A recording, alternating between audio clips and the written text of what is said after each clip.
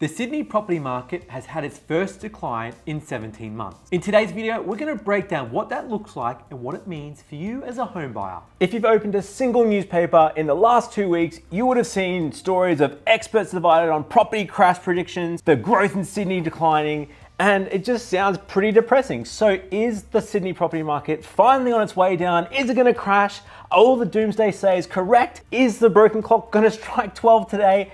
You're going to find out in this video. So we're going to start with looking at the slowing trend in home values. As we can see here, CoreLogic's home value index posted a 0.6% gain in February. This is actually the 7th consecutive monthly increase on the home value index. Now the pace of growth has actually trended down the fastest since April last year. Sydney and Melbourne have shown the sharpest slowdown, with Sydney at negative 0.1%, posting the first decline in housing values since September 2020, and Melbourne housing values were unchanged over the month, following similar results in December and January. Okay, so let's break this down. There has been a 0.1% negative growth for Sydney. Now, what does that actually mean? It means on $1 million property, the value has gone down by $1,000. Now, Jayden, I remember last year when we were talking about home values in Sydney increasing by, what was it, $1,000 a day? Yeah, you remember an article you pulled up in late last year showing that Sydney house prices rose 29.6% last year,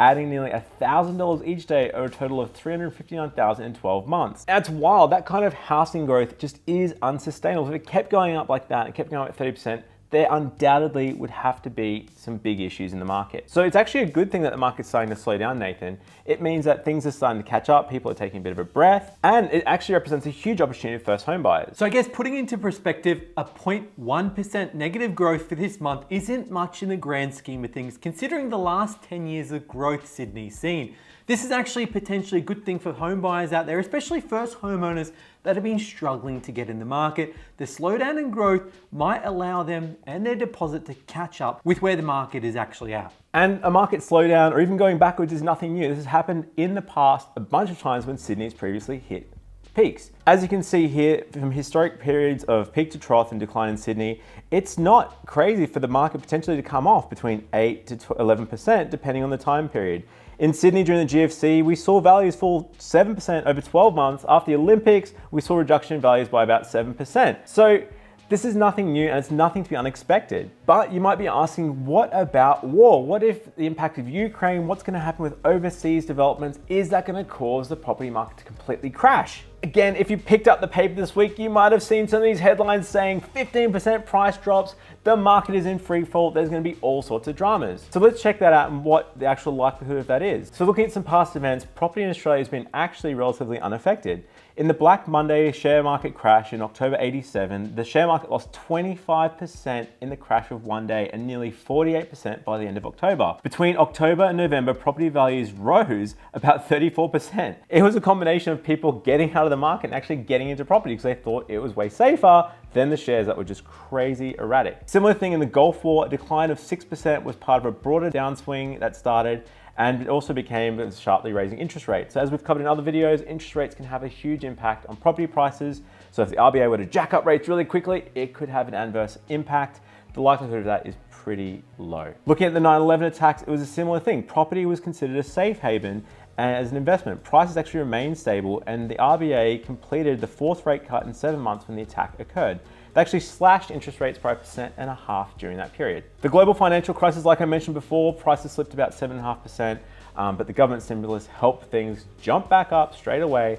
And in most recent times, COVID, when the market was meant to free fall, sputter out of control, property prices were going to lose 40%. I remember we did a video on that about 2 years ago where people were saying that was the worst case scenario, and look what happened.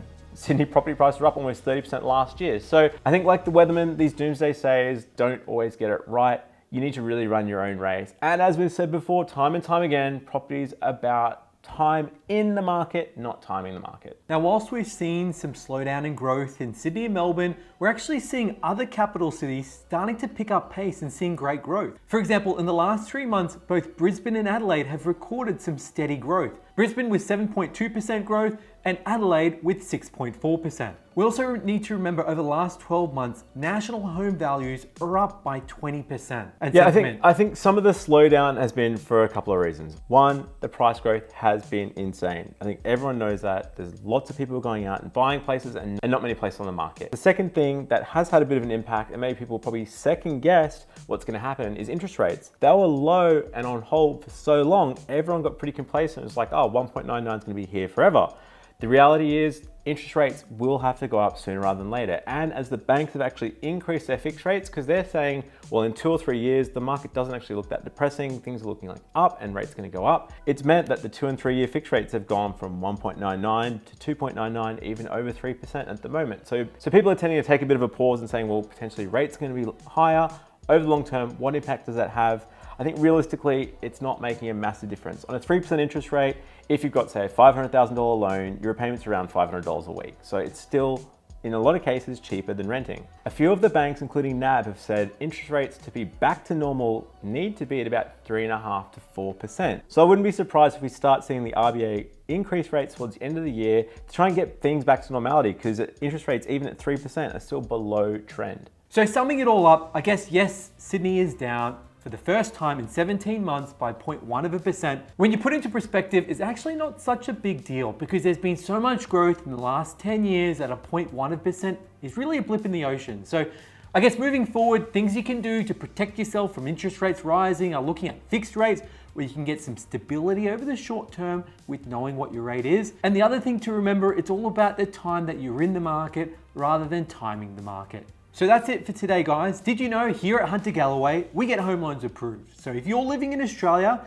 and looking for a mortgage broker, we can help. There's actually no cost for our service, and you can call us on 1300 088 065 or visit us at huntergalloway.com.au, and we'll see you next time.